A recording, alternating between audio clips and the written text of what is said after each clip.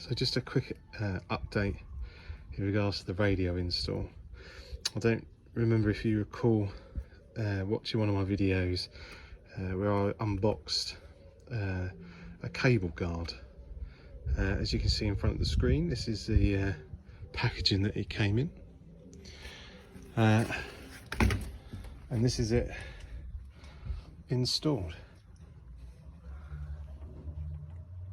And it just protects the cable from any kind of foot traffic or heavy-handedness in regards to storing stuff in the Jeep. You'll note I did have to cut a piece out, this piece here, and the reason being is that it wouldn't fit because of the gun mount. And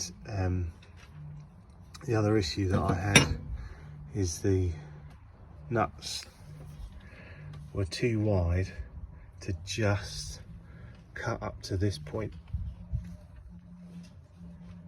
This point here, the metal on the edge would have touched. So that whole section, I suppose in hindsight, I could have left this area, the top part, this bit attached, and just removed this area here. But with this, I can remove the gun mount